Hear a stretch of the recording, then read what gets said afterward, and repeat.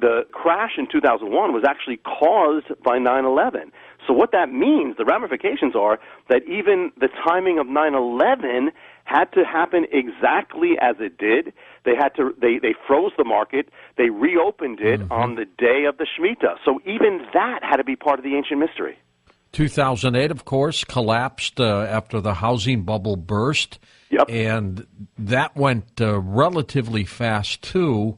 I looked at some stocks. I never bought them, Jonathan, but there was one that went down to $1.41. It's selling at $80 a share today, which means it's got the same potential to go back to $1.41 again if this happens again. Yeah. That's another thing. And that one of the things about this phenomenon is that when the debt of America goes higher, which it already is, that's when this phenomenon of the Shemitah hits, so precisely and so hard.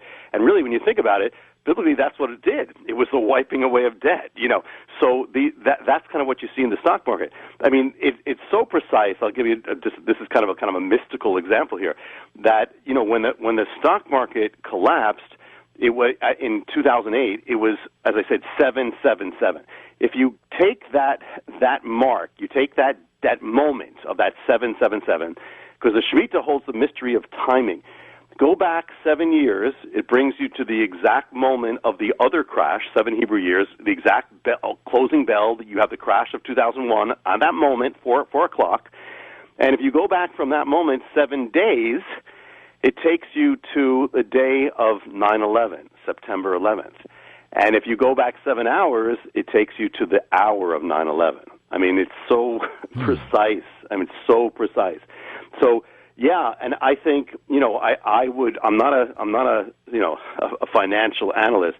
Personally, I would not be putting my trust in the stock market as we head towards this year. Now, does the Shemitah tell you what the event is, or does it only give you dates of certain things? It gives, if, for instance, the last two times, the last two Shemitahs, you have exact dates and you have exact events. In fact, the events are really parallels of each other. In many cases, they are this financial collapse. But, for instance, in 9/11, you have the event being caused by a non-financial event, but by this terrorist cataclysm. So, the general overall is that of collapse, of change, there's several characteristics of the form the Shemitah may take. I have a few pages on that. It can, in the book, it can go a few ways, but I believe we're talking about a collapse in several ways of what's coming for this particular one. And now I do want to give you or the listeners, one caution. Again, I don't want to put God in a box, and I don't, say that something has to happen at this time. There are times when certain things do not manifest on the Shemitah, and then it does the next one. But again, it has been increasing. So I will tell you what the dates are. I'll tell you also what generally I think is going to happen to begin with. The date of the Shemitah, the beginning of the Shemitah, is September. This is now. It's September 25th. That is the first day of the Shemitah. Okay. Easy for me to remember because it happens to be my birthday this year. So happy upcoming birthday, John. Yes, and it actually begins the night. Every biblical day begins the night before. So it starts the 24th, and sundown goes to then starts on. Now, one of the patterns is that generally the big change if something is going to happen in this Shemitah, it doesn't have to, but if it is, it generally does not manifest at the beginning, but manifests towards the end, just like in the last two cases. In the case of 2007, when it began, that's when the Shemitah began. It went to 2008. Within 1 month of the beginning, the stock market that had been rising for years starts turning and going down. Now, if you weren't really, attuned to it, you might miss it, and yet that was going to end up in the biggest collapse, since the Depression. But you had the shifting of momentum, and the last two Shemitahs, you would not have noticed it necessarily, but things did shift. But then another date you have is the very center point of the Shemitah, which is going to be a solar eclipse, and that is March 20th. That is the exact center point, and you have this solar eclipse. But the real, if something is going to happen in this period, that it's most likely going to be towards, as you get towards the end of the Shemitah, because that's when the Shemitah reaches its climax, always. And so what we're talking about is September of 2015, or the autumn of 2015.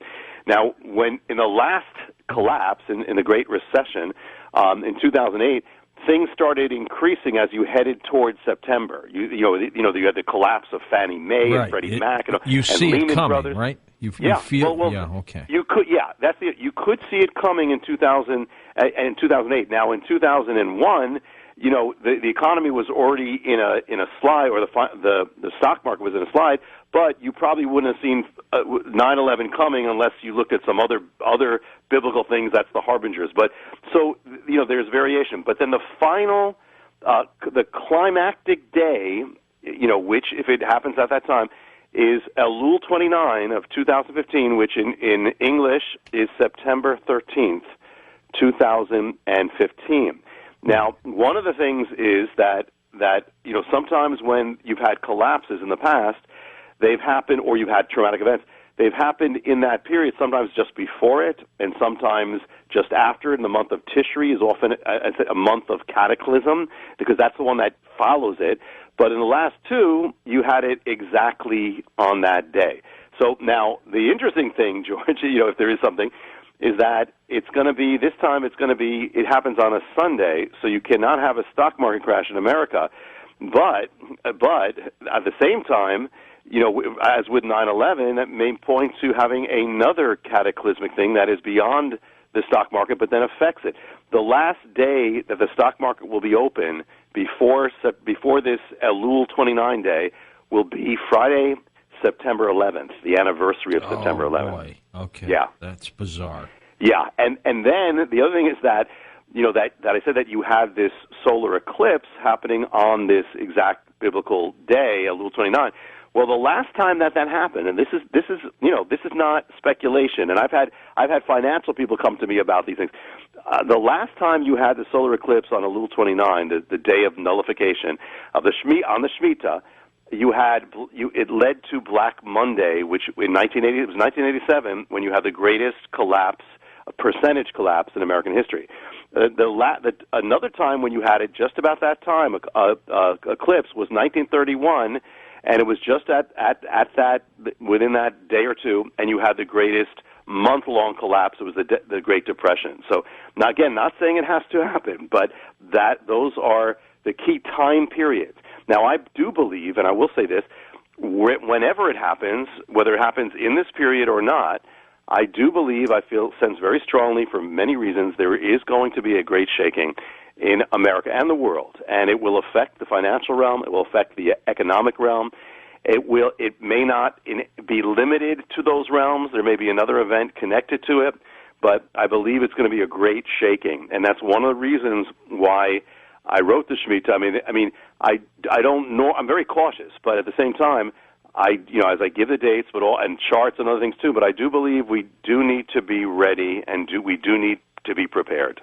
Now, when you say shaking, could that be an earthquake? You know what? A shaking can take that as well. And I think one time when you and I were talking, we were talking about how does shaking or how does judgment or warnings come, and one way they can come is exactly that. It can be a natural disaster. It can be a man-made disaster, as in terrorism, as we watched. It can be, of course, economic. I believe that either way, that economic and financial will be involved, but I don't believe it necessarily will be limited to that.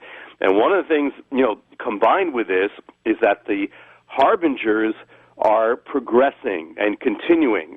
Last time we spoke, I mentioned to you about that tree, that seventh harbinger was called the Erez tree, the tree that they planted at Ground Zero. And one of the signs in the Bible of the warning, because this was a symbol of America, is the withering away of a tree. Well, that tree was withering away, and since I last spoke to you, that tree, the seventh harbinger, has been destroyed. they destroyed the tree because they could not save it. It's destroyed, and they destroyed it on a Hebrew holiday of all things. So all these things keep going. I just heard the president talk. I was actually in the Capitol building the night when the president was speaking, and he interesting when he spoke. And here is the eve of 9/11, and he's speaking about ISIS. And when he speaks, he specifically mentions the last two shakings of America that are part of the Harbinger and part of the Shemitah. He says this is the 13th anniversary of course, 9/11. That's the first shaking. And then he says, and then we're coming to the anniversary. Well, he says the 6th anniversary, which means we're only 1 year away from the 7th there, of the economic collapse. And these are, when you look, and between the two, between 9/11 and that first shaking, and then the shaking of our economy, it's the 7-year cycle, and it's the Shemitah, and the president, without realizing it, he alludes to it. And one of the other mysteries that begins in the Harbinger, but I believe is linked to this, is that when Israel got its warning and its shaking, and then it came ultimately judgment, the judgment came, or the great calamity came, through the same people who brought the first shaking. In other words, it was an attack of terror, and it had to do with literally Iraq, literally the land of Iraq. And Israel got involved with the shaking came from Iraq, and then they got involved with a second war with Iraq, or with these who really the beginnings of terrorism, and that's when the final thing, or that's when the great judgment came. So it's a little bit ominous. It's all happening. It's all also happening. The anniversary of 9/11, and that the president also alludes to these things. And one of the things that we saw with the principle of the Harbinger and the Shemitah is that weirdly or eerily, you have these leaders, reenacting these things and saying these things without realizing what they're saying. All right. Now, if I'm hearing you right, September 25th of this year, all the way through September 13th of next year, we've got that window. But you think that if anything happens, it's going to be closer to the September 11, 12, 13 date of next year, correct? That is correct. I believe if something is to be for this one, the pattern will be towards the end, and the final end is September 13th. And it often, when in the past, has carried into that month period of Tishri, which follows that September 13th. So are we going to have a boom year this year? Well, here's the pattern. Not necessarily. There can be, but what in the last Shemitah, you had this boom, which happened, began with the fall of the Shemitah before it, right. and it went a little bit past the beginning of the Shemitah, and it was within 30 days when it started turning, when the stock market started turning, and then by the end of that year, you had the crescendo of all this. So it is possible that it could continue, but it also is possible that you could see in the last two, you'd see the beginning of a shift of a momentum. But then the dramatic thing happens at the end, at least in the last two. All right, let's take some calls for you. We've got Donna in Riverside, California to get things started. Hey, Donna, go ahead. What do you think of the Bible Code theory? And would it also give links to the end times? Thank you, and God bless you for your work. Thank you. Wow. Okay. I've heard, there are those who speculated that it was that Jesus was crucified on the Shemitah. We can't tell when the Shemitah. We do know that there was a Shemitah year just before the temple was destroyed in 70 AD, and you can count backwards, and it kind of depends when the dating for the crucifixion. It could be 30 AD, 33 AD, somewhere around there. So it would depend on that. As far as the Shemitah, also continuously through the Bible and onward in prophecy, contains really the secret of the timing of things. And in fact, you talk about the 7-year tribulation. Well, that's a 7-year period. That's a Shemitah. But one of the mysteries that also is converging in this coming year is, in the book, it's called The Mystery of the Seventh Shemitah. And when you got to the seventh Shemitah, or 7 sevens, that's 49 years, that would lead into the Jubilee. And the Jubilee is linked to the Shemitah. I mean, you can't have it without it. In fact, the Jubilee is like a super Shemitah. You know, it's a time where everything is restored, very positive, and people return to their ancestral possession. They return home. They get with a lost land. They